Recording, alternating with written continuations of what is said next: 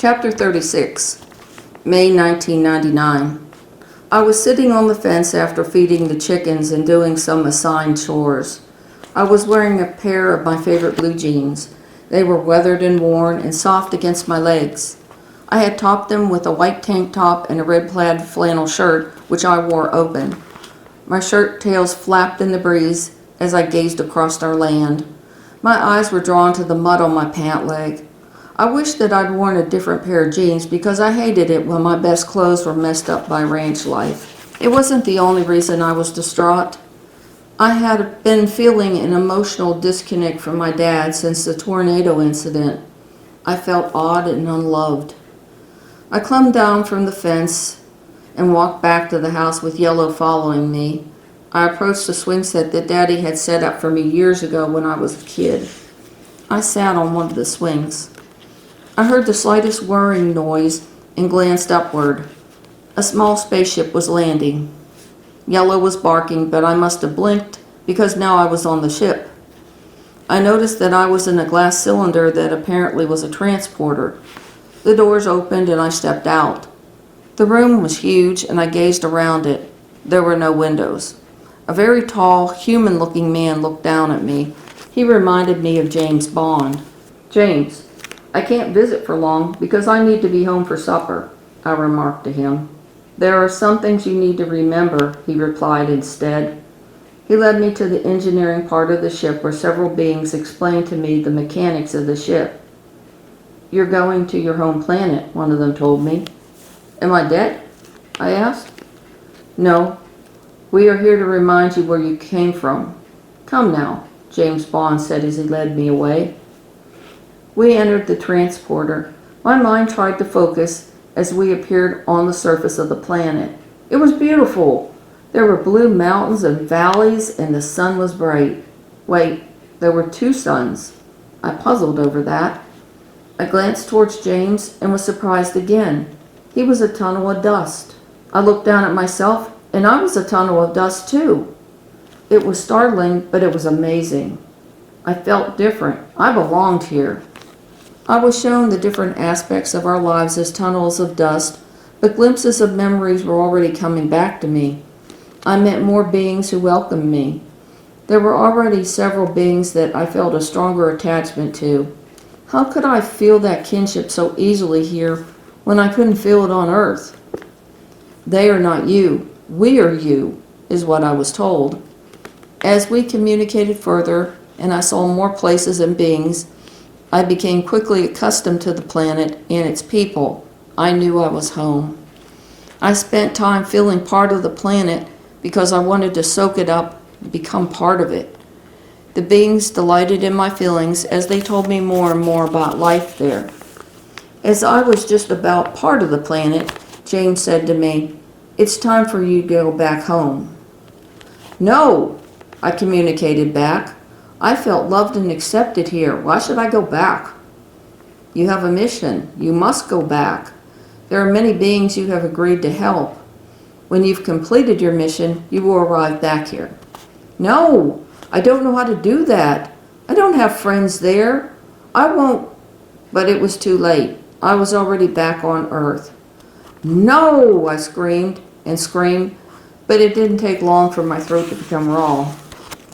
Where was I exactly besides on Earth, a planet where I was hated? It was dark, but I knew I was in a grassy field. My eyes adjusted to the faint light from the sky, and I sniffed the air.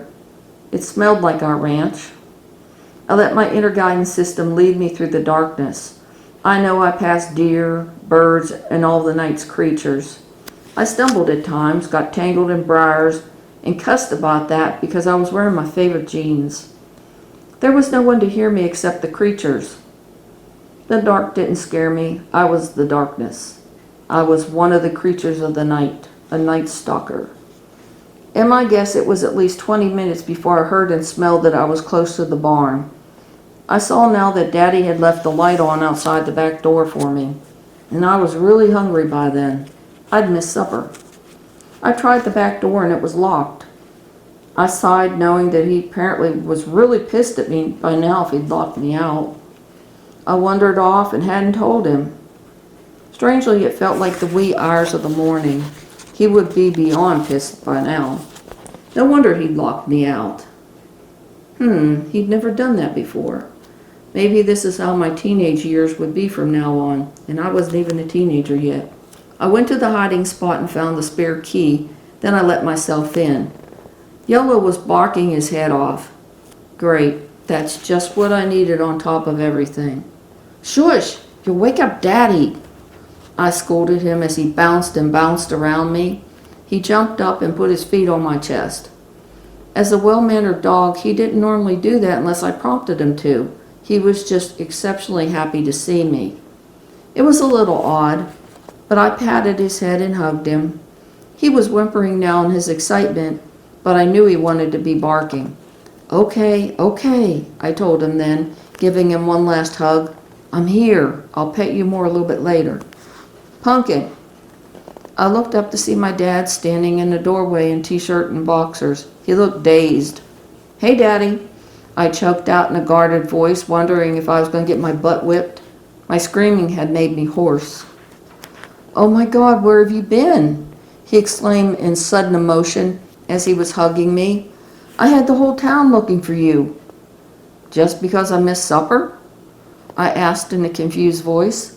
I hadn't known that supper was going to be such a big deal, although my stomach was saying it was a big deal, and my throat was raw. Screaming had not helped it one bit. I coughed a few times then. Supper? You've been missing for 5 days, he exclaimed. He suddenly pulled away to look at me. Where have you been? I've been worried sick, and you're full of brambles. Oh my God, what happened to you? I blinked a few times as I looked up at him. I've been gone 5 days? I thought maybe it had been a few hours. I was really hungry, even though my throat hurt. Where had I been? Well, I couldn't even begin to tell him that. I don't know, Daddy, but I'm really hungry. I was sitting on the swing beside the house, and last I knew, and then it's like I woke up in the back 40, I replied as I teared up over it. Wow, if I could only have stayed on my home planet. He stared at me. I could sense his bewilderment among several other emotions. Are you hurt? You look banged up.